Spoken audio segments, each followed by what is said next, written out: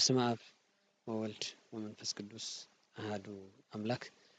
ተባረክ እግዚአብሔር አምላክ አዊነ ለዛ አብጻን እስከዛቲ ሰዓት አምላክ አባታትና ቅዱስ እግዚአብሔር እስከዛቲ ሰዓት እስከዛቲ ዕለት በሰላም ጤና ስለለጽናና ሽሙል ተከብረን ተመስገነን ይሁንልና ሰላም እግዚአብሔር ምስኩላኩም ይሁን አመላ ዓለም ኮይንኩም ነዚ መንፈሳዊ ሚዲያ ስርጉት ተከታተሉ ሐዋታት በብዘለኩም ሰላም እግዚአብሔር ይዛልኩም እንሆ ለማንቲ ፍጽር ዘለ ዛዕባ ላባኻቱም ሒዘ መጽ የለኹም ናይ ለማዓንቲ ዛዕባና ክኸውን ልኽእል ዘመነ ጽጌ ካብ መዓዝ እስካብ መዓዝ እዩ ንምንታይ ኸ ዘመነ ጽጌ ተባሂሉ ዘመነ ጽጌ እንታይ ዝተገበረሉ እዩ ዘመነ ጽጌ ኸ ከመይ ዝበሉ ሰባት እዮም ዝጾምዎ ልመን እዮም ዝጾምዎ ዝብል ነገራት ዘንጥርፍ ኣቢልና ዝተወሰነ ሓሳብ ተልዒልና መርሃ ግብርና ክንዛተይና ማለት እዩ በቲ ናይ መጀመርያ ንጀምር ዘመነ ጽጌ ማለት ሁላትና ከም እንፈልጦ ቅዱስ ያሬድ ድጉኡ በተደጋጋሚ ከም ዝናገሮ አሰርጓ ለምድር በጽጌያት ንምድሪ ዘመን ዚ ዘዋርሕ ዚ በጽጌያት ገይሩ አምላኽና እግዚአብሔር ልሽልማ ለማዕርገላ ሰሙናት ስለልኾነ ዘመነ ጽጌ ተባሂሉ በቤተ ክርስቲያንና ተሰይሙሎ ማለት እዩ ዘመነ ጽጌ ምስተወደ ዘመነ ፍሬ ዝበሃል ክቅጽል እዩ ስለዚ ፍሬ ብዘይካ ጽጌ ከም ዘይርከብ ድሕሪ ጽጌ ድማ ፍረ ከም ዝርከብ ኩሉ ቅዱስ ያሬድ ክረምቲ ምስተወደ ቀጺሉ ዘሎ ዘመን ድሕሪ ዘመነ መስቀል ማለት እዩ ዘመነ መስቀል ካብ 16 መስከረም እስካብ 25 መስከረም ኮይኑ ካብ ቀጺሉ ዘሎ ግን ዘመነ ጽጌ እዩ ዝበሃል እዚ ዘመነ ጽጌ እዚ ምድሪ ትዕንብበሉ ምድሪ ትሽለመሉ እዩ ንሰማይ እውን ልሽለመሉ እዩ አሰርጓ ለምድር በስነ ጽጌያት ምስ በለ ወለ ሰማይኒ በከዋክብቲ ዝብል ንሰማይ እውን በከዋክብቲ አማዕረጋ እዩ ዝብል ማለት እዩ ለይታይ ማለት እዩ ሰማይ እውን ካብ ክረምቲ ብልተፈለየ መልክዑ ግመ ደመና ስለ ዝጸሪ ስለ ዝርሕቕ በዚ ምኽንያት እዚ ሰማይ እውን ጸሪዩ ይረአ ከዋክብቲ ደሚቆም ዝረአዩሉ እዩ ዙ አዋርሕ እዚ ማለት እዩ በዚ ምኽንያት እዚ ዘመነ ጽጌ ተባሂሉ ማለት እዩ ስለዚ ዘመነ ጽጌ ካብ መስከረም 26 ጀሚሩ እስካብ መጨረሻ ሕዳር 5 ዘሎ እዩ ማለት እዩ ሕዳር 6 ቁስቋም ናይ አዴና ናይ ቅድስት ድንግል ማርያም ካብ ስደት ተመለሰትሉ በዓል ነስታውሰሉ ስለዝኾነ ስለዚ እስካብ ሕዳር 5 እዩ ዘመነ ጽጌ ዝበሃል ማለት እዩ ሓደ ከም ትልወልናዮ ኮይኑ ካልኣይ ድማ ዘመነ ጽጌ ዝተባሃለሉ ምኽንያት እቲ ጽገ ማርያም ዝኾነ ናይ አዴና ናይ ቅድስት ድንግል ማርያም ጽጌ ዝኾነ ኢየሱስ ክርስቶስ ልተሰደደሉ ዘመን ስለዝኾነ እሱ ልስታወሰሉ ዘመን ስለዝኾነ ዘመነ ጽጌ ተባሂሉ ማለት እዩ ቅድስት ድንግል ማርያም ትንቢተ ኢሳይያስ ከም ዝገለጻ በትሪ ተባሂላ ተገሊጻ ኣላ እታ በትሪ ንሳ ድማ ካብ ስር እሴይ ከም ዝወፀት ትንቢተ ኢሳይያስ ተቐሚጡሉ ቅዱስ ያሬድ ነዚ ክትርጉም ከሎ ትወፅእ በትሪ እምስር እሴይ ወይ ዓርግ ጽጌ በትርሲ ካብ ስር እሴይ ትወፅእ እያ ካብኣ ድማ ጽጌ ወይ ዓርግ ጽጌ እምኒሃ ጽጌ ካብኣ ክወፅእ እዩ ኢሉ ጽጌ ካብኣ ክወፅእ እዩ ይእቲ በትር እዛ በትሪ ዝበሃል ዘላ እዚኣ ካብ ስሩ እሴይ ትወፅእ እያ ዝተባሃለት በትሪ አምሳለ ማርያም ይእቲ ማርያም እያ ይብል ሞ ወጽጌ ዘወፃ እምኒሃ ካብኣ ወፅኡ ዝበሃል ዘሎ ጽገ ድማ አምሳሉ ለወልድ ሃደረ ላዕሊሃ ቃል ስጋ ኮነ ምትሰም እምኒሃ አምሳል ወልድ ዝኾነ እዩ ስለዚ ዝጽጌ ካብታ በትሪ ክወፅእ ዝበሃል ዘለሲ አምሳለ ወልድ ምዃኑ ተርጉሙልና ቅዱስ ያሬድ ማለት እዩ ሃደረ ላዕሊሃ ወተወልደ እምኒሃ ኣብ ልዕሊኣ ሓዲሩ ካብ ድማ ተወሊዱ ይብል ሓዲሩ ጥራሕ ለይኮነስ ኮይኑ እውን ልክዕ ወንጌል ዮሐንስ ምዕራፍ 1 ቁጥር 14 ኮነን ሓደረን ዝብል ቃል ከም ሓለቃን ጠበቃን ይተሓላለዉ ኢሎም ኣቦታትና ከም ተርጉምዎ ማለት እዩ ኮነ ክንብል ከለና ተለዊጡ ዝብሉ ሰባት ከይህልው ሓደረ ዝብል ሕድረት ገይሩ ይናገር ማለት እዩ ሓዲሩ ወፂ እምበር የኮነ ንከይብሉ ድማ ኮነ ዝብል እኒኦ ማለት እዩ ስለዚ በዚ መልክዕ እዚ እዚ ጽገ እዚ ዝበሃል ዘሎ ኢየሱስ ክርስቶስ ኣብ አዴና ቅድስት ድንግል ማርያም ሓዲሩ ካብ ስጋ ስጋ ካብ ነብሳ ነብሲ ዝወሰደ አካላዊ ቃል ስጋ ከም ተዋሃደ ዝሕብር ማለት እዩ ስለዚ ዘመነ ጽጌ ክንብል ከለና በቀጥታ ክንትርጉሞ ከለና ዘመነ ኢየሱስ ክርስቶስ ማለት እዩ ብኻልእ ኣበሃህላ ኢየሱስ ክርስቶስ ከታይ ዝገበረሉ ዝተሰደደሉ ካብ ገሊላ ናብ ግብጺ ዝተሰደደሉ ወዲ ክንደይ ዓመት ነይሩ ክስደድ ከሎ ወዲ 2 ዓመት ነይሩ ኣብ ግብጺ ከይዱ ድማ 3 ዓመት 6 ወርሒ ተቐሚጡ ድሕሪ 3 ዓመት 6 ወርሒ ተመሊሱ ማለት እዩ ተመሊሱ ናብ ይሁዳ ከኣቲ ምስ በለ እየንተ ኣቡሁ ሄሮድስ ኣብ ክንደ ኣቡኡ ሄሮድስ ኣርቸላኦስ ነጊሱ ስለነበረ ይሁዳ ፈሪሑ ላኡ ምእታው ተጋሂሱ ናብ ገሊላ ገይሩ ናብ ናዝሬት ኣትዩ ናዝራዊ እናተባሃለ ኣብ ናዝሬት ከም ዝዓበየ ጠቕላላ ወንጌል ማቴዎስ ምዕራፍ 2 እዚ ጉዳይ እዚ ይናገረና እዩ ማለት እዩ እምበኣር ዘመነ ፅጌ መን እዮም ዝጾምዎ ጾሞ ፅጌ ካብ ማእዚ ዝጅምር ዝበልናዮ ዘመነ ፅጌ ካብ ዝጅምረሉ ዘመነ ፅጌ ዕለት 26 መስከረም ይጅምር ከም ዝበልና ጾሞ ፅጌ እውን ዝጅምር ዕለት 26 መስከረም እዩ ሎሚ ዕለተ ሰኑዕ ኢልሉ ዕለት 26 ስለዚ ካብ ዕለት 26 ጀሚሩ ጾመ ፅጌ ዝጾሙ ሰባት ክጾምዎ ይግባእ ማለት እዩ እምበኣር እንድሕር ኮይኑ ጾመ ፅጌ ዕለት 26 ይጅምር ካበልና ንዝጾም እዚ ዝጾምዎ ሰባት ከመይ ዝበሉ ሰባት እዮም ምባል ግዴታ እዩ እዚ ምብርህራህ እዚ ምግላጽ ግዴታና እዩ ማለት እዩ ኩሉ ሰብ ክፈልጦ ስለ ዝግባእ ቀዳማይ ተነሳህያን ሰባት እዮም ንዝጾም እዚ ዝጾምዎ ተነሳህያን ሰባት ሓጢኣቶም ልኸወዶም ሓጢኣቶም ክቐለሎም ጎይታታይ ዲ ዝብል ማቴዎስ 11 ቁጥሪ 28 ጀሚርና ተንብናሲ ንሃቤ ኩልክም ስራሃን ወኩዳነ ጸር ዋና ኣርፈኩም ኣቱም ጻውራ ዝኸወደኩም ድኹማት ናባይ ንዕሞ ኣነ ከዕርፈኩም እየ ይብል ትዕረፍቲ ንስ ድማ ወትረኩ ዕረፍተ ለነብስኩም ናይ ነብሲ ዕረፍቲ ምዃኑ ተገሊጹሎ ማለት እዩ ተምሃሩ እምኔ ስማዕነ ዋህውት ልቤ ኣነ የዋህ ትሕትዮ እሞ ካባይ ተምሃሩ ናበለ ኣምላኽና እግዚአብሔር ጻውዒት የቕርብ ማለት እዩ ስለዚ ኩሉ ሰብ ክንሳህ ናይ ኣምላኽ ድልየቱ እዩ ኩሉ ሰብ ክምለስ ናይ ኣምላኽ ድልየቱ እዩ ስለዚ ዛጾም እዚኣ ብፍሉይ ንልተ ነሳህያን ቤተ ክርስቲያንና ዝገበረትሉ ምክንያት ተዓብዪ ምስጢሩ እንታይ እዩ ተባሂሉ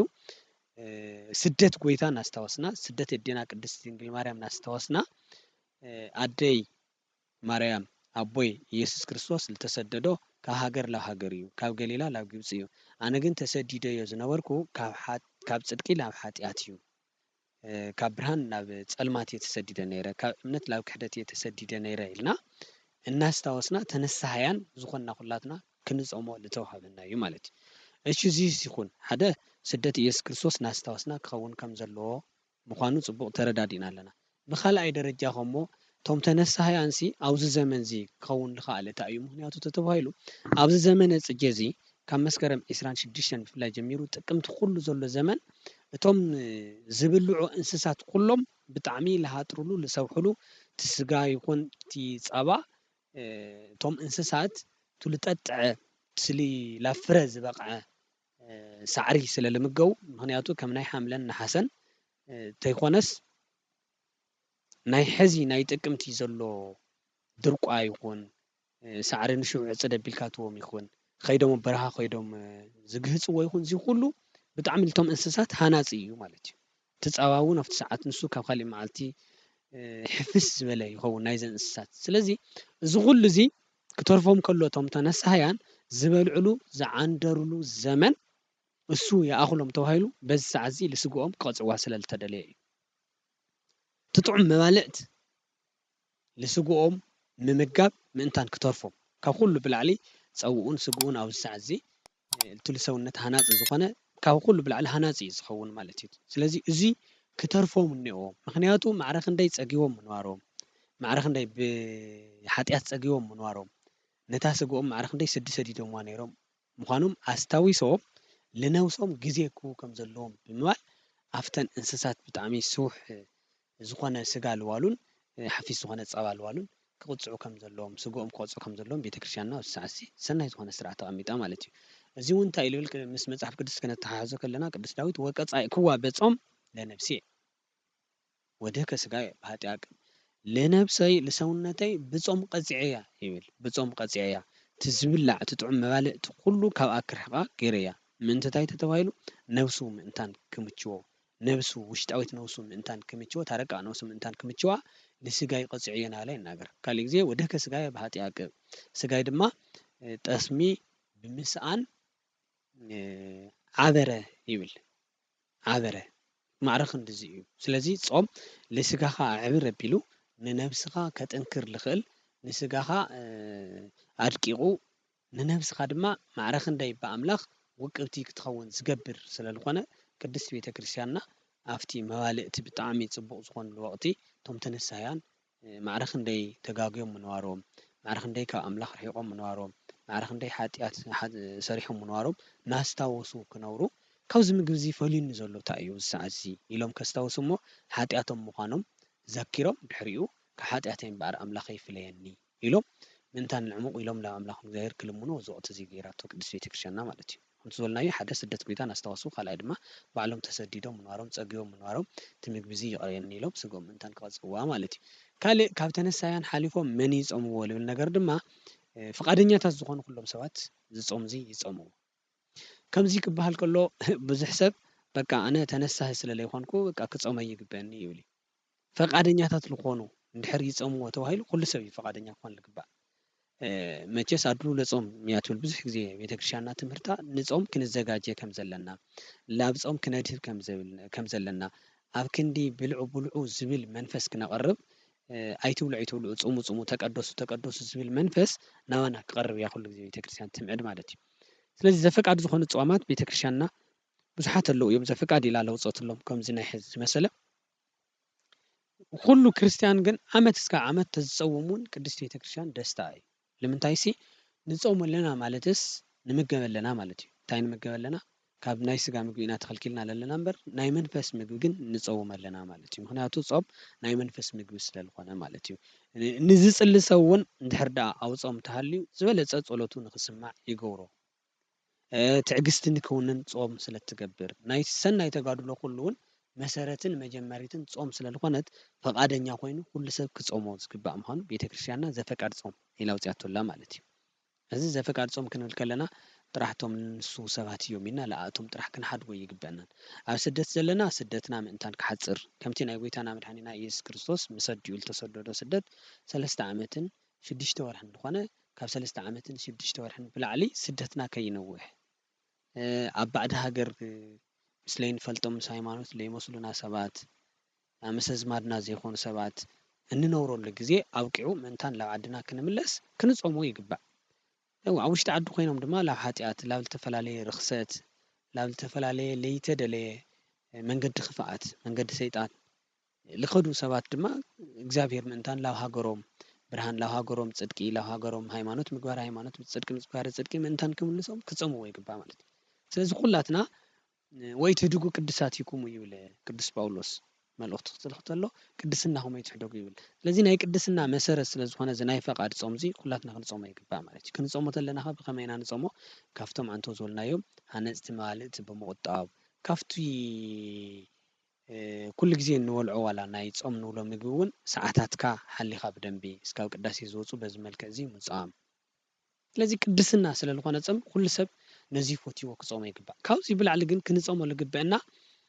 እቶም ኣልኮላት ዘለዎም መስተታት ብጣዕሚ ከበድቲ ዝኾኑ ናብ ዝኾነ ዝደፋፍኡ ስምዒትካ ዝቀሳቅሱ እዚኦም ኩሎም ክፅወሙ ይግባእ። ምክንያቱ ሩካቤ ስጋ እውን ክትፀውም ስለለለካ ንሩካቤ ስጋ ዘደፋፍኡ እቶም ጥዑም መባልዕቲ እቶም ኣልኮላት ስለ ዝኾኑ ካብዚኦም ኩሎም ተቆጢብካ ክፅወሙ ይግባእ ማለት እዩ። እንዲያም ነቶም ነሳሕያን ኣቦታትና ንስሓ ክህብዎም እንከለዉ ኣብዚ ፆም እዚ ካብ ሃናፂ ምግቢ ክርሕቁ ገይሮምስ ካብቲ ናይ ፆም ዝኾነ ምግቢ እውን ብዘይካ ጥዑም ፀብሒ ጥርሑ ጨው ገይሮም ክበልዑ ከም ዘለዎም ገይሮም ዝናገሩ ኣቦታት ኣለዉ እዮም። ብፈቃዶም እሱ ዝገብሩ ኣቦታት እውን ኣለዉ እዮም። በቃ ይገርመካ ሓደ ግዜ ዘመነ ፅጌ ኮይኑ ዘፈቃድ ስለ ዝበልናዮ ኣብዚ ሓሰብ ዘይፀውም ይበዝሕ እሞ ናብ ዝኾነ ቦታ ክትከይድ ከለካ ኣብ መንጎኡ ኣይ ኣነ እኮ ፀዋሚ እየ ኣይበልዕን እንተኢልካዮም ሰባት ናይ ምንታይ ሓጢኣት እኒአካ እንታይ ዝኾነ ቀሽኸት ናይ ምንታይ ቀሽኸት ኢልካ ኮንካ ዝባሃሎ ውግዕ ናይ ቀሺ ዝቐተለ ፆም እዩ እኮ ዝበለ ሰብ የለን። ናይ ፈቃደኛ ዝኾነ እዩ ዝብል ዘሎ ድሓር ናይ ምንታይ ቀሺ ቀቲልካ ኢኻ ንስኻሲ ፆመ ፅጌ ትፀውም ትብል። ስለዚ ፆመ ፅጌ ማለት ጥራሕ ናይ ተነሳህያን ናይቶም ሓጢኣቶም ዝተናዘዙ ሰባት ከይኮነስ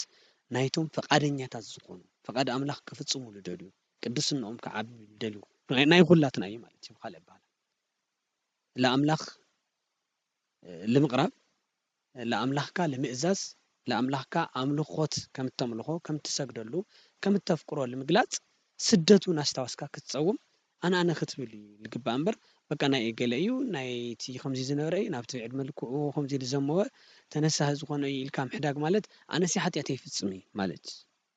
ክኾነና ስለ ዝኽእል ኩላትና ሓጢኣት ካብ ምፍፃም ዘይንቁጠብ እግርና ናብ ሓጢኣት ዝጎይ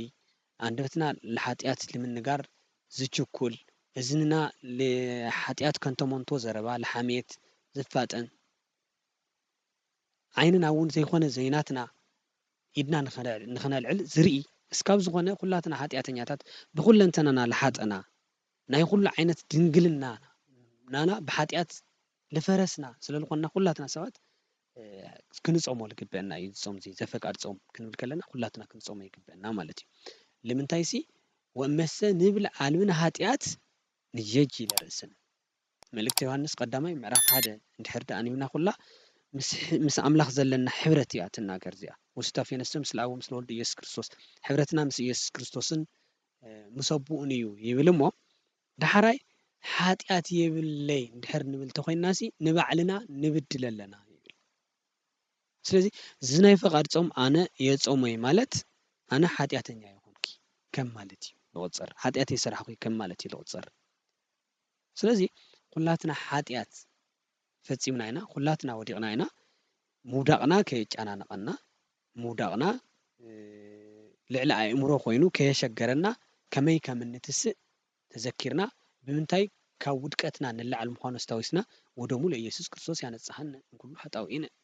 ደም ኢየሱስ ክርስቶስ በመውሳድ ስጋ ኢየሱስ ክርስቶስ ብምብላዕ ኃጢአትና ዝስትስረ ምዃኑ ተረዲእና ዝናይ ፈቃድ ዝኾነ ጾሙን ክንጾሞ ይግበአና ማለት እዩ አለበለዚያ ግን ናይ ተነሳህያን ናይ ኃጢአተኛታት ጥራሕ እዩ ድሕር ንብሎ ተኮይንና ጾም እዚ ኣነ ኃጢአተኛ ይኾንኩ ኢልና ንመጻደቕ ከይንህሊ ኃጢአተኛ ይኾንኩ ኢልካ ምጽዳቕ ድማ ዝዓበየ ኃጢአት እሱ እዩ ብመሰረቱ ጻድቅ 7 ግዜ ወዲቆ 7 ግዜ ይትስእ ዝብል መጽሓፍ ምሳሌ ሰብኣይ ይወድቅ ጻድቅ ወሰብኣይ ትነሳእ ኩላትና ልወደቕና ኢና ግን 7 ግዜ ወዲቕና 7 ግዜ ንላዕል እግዚአብሔር ንምንታይ ወደቕካ ኣይኮነን ዝብል ወዲቕካ ንምንታይ ኣራኽታ ኮይንካ ለይተልዓልካ ልብል ኣምላኽ እዩ ክንልዓል ከለና ድማ መሳርሒ እኒአና እዩ ሙርጉዝ ኮይኑ ከልዕለና ዝኽእል ቃል ኣምላኽ ስለለሎ ማለት እዩ ሚክያስ እውን ኢሉ ጸላእየይ ደስ ይበልካ እመኒ ወደቁ እትነሳእ እንተወደቕኩ ክላዕል እየ ወመኒ ሆርኩ ዝተጸልመት እግዚአብሔር ያብርህ ሊተ ኣብ ሰዓታት እውን ልቕዎም ካብ ትንቢት ዝተወሰደ እዩ ላብ ጽልመት እንተኸድኩን እግዚአብሔር የብርህለይ ንብል ጽልመት ዝበሃል ዘሎ ኃጢአት እዩ ስለዚ እዚ ጾም እዚ ካብ መስከረም 26 ጀሚሩ ስደት ጎይታ ስደት ኣዴና ቅድስት ድንግል ማርያም እናስታወስና ስደትና ኣሕጽረልና ናበልና ለሃገር ኃጢአት ተሰደድናዮ ግዜ ሓጺር ግበረልና ናበልና ዓድና ሓዲግና ላብ ባዕድ ሃገር ልኸድናዮ ድማ ስደትና ኣሕጽረልና እቲ ናይ ስደት ቦታ ቀልጢፍና ክንምለሶ ቀልጢፍና ክንርብሐሉ ቀልጢፍና ሓሳብና ክነስምረሉ ኣምላኽና እግዚአብሔር ንስኻ ኣብ ስደት ወሪድካ ከም ለይተረፍካ ከም እንተመለስካ ንስኻ ጠሚኻ መሰደኻ ጠሚኹም ከም ለይተረፍኩም ከም ልጸገውኩም ንዓና እውን ኣጽግበና ንስኻቱም ማይ ሲኢንኩም ናለመንኩም ጸሚኹም ከም ለይተረፍኩም ኣንሕና እውን ማይ ህይወት ንኣኻ ሲኢናካ ከይንኸውን ሲ ላብ ገዛኻ መልሰና ናበልና ኩላትና ብፈቃደኝነት ክንጾሞ ልግበአና እዩ ብፍላይ ድማ ካብ ቁርባን ረሓቕኩም ዘለኹም ሰባት በዛ ግዜ እዚኣ በዛ ዘመን እዚኣ ተነሲኹም ላብ ቁርባን ላፍቲ ስጉእ ኢዶም ክትመጹ እዚ ካብ ስጉእ ኢዶም ርሒቕና ንነብሮ ናብራ እንነብሮ ህይወት ከይመስለኩም ናብራ ከይመስለኩም ሓደራ ብሽም እግዚአብሔር ዛ ነገር እዚኣ ኣስታውስዋ ስጋይ ዝበልዐ ደመይ ልሰትየ ዝብል ናይ ወንጌል ዮሐንስ ምዕራፍ 6 ብምልኡ ተንቢብኩምዎ በቃ ህይወት ክህሉ ዝኽእል ስጉእ ኢዶም ብምቕባል ምዃኑ ብሰፊሕ ቃል ኣምላኽ ልነግር ኣምላኽና ጎይታና መድሓኒትና ኢየሱስ ክርስቶስ ይለምህረና እሞ በዚ ናይ ዘመን ስደት እዚ ስደትና ለብቅዕሉ ናብ ሃገርና ንምለሰሉ ካብ ኃጢአት እውን ንምለሰሉ ምንታን ክኸውን ኩላትና ብፈቃደኝነት ክንጾሞ ይግበአና ብፍላይ ድማ ተኸታተልቲ ስርጉት ሚድያ ዝኾንኩም ኣሕዋትሓት ኣብ ውሽጢ ዓድን ኣብ ደገ ዘለኹም ኩለኹም ካብ ኃጢአት እውን ምንታን ፈጢንና ክንምለስ እግዚአብሔር ክረዳእና ካብቲ ባዕድ ሃገር እውን ቀልጢፍና ምእንቲ ላብ ሃገርና ተመሊስና ብቅድስና ብሓዳር ብቅዱስ ተክሊል ተመሪዕና ንኣና ትመስለና ዝመስለና ሒዝና ክንነብር እዚ ጾም እዚ ናይ ግዴታና ኩላትና ክንጾሞ ልግበአና ዘድልየና ጾም እዩ እሞ እዚ ናይ እገለ እዩ ተይበልና ኩላትና ክርስቲያን ዝኾንና ፈቃደኛታት ኮይንና ክንጾሞ ከም ዘለና ብሽም ቅድስት ቤተክርስትያን ክነተሓሳስብ እንደሊ ዝማዕደና ዝመኸረና ኣምላኽና እግዚአብሔር ሽሙ ዝተኸበረን ተመስገነን ይኹነና ስለልነበረና ጻንሒት ኩሉ ኣምላኽና እግዚአብሔር ስለልፈቀደና ክብሪ ምስጋና ንብጽሕ እዩ ስብሐት ለእግዚአብሔር ወለወላዲቱ ድንግል ወለመስቀሉ ክቡር በብዘለኹም ሰላም እግዚአብሔር ይብዛሕልኩም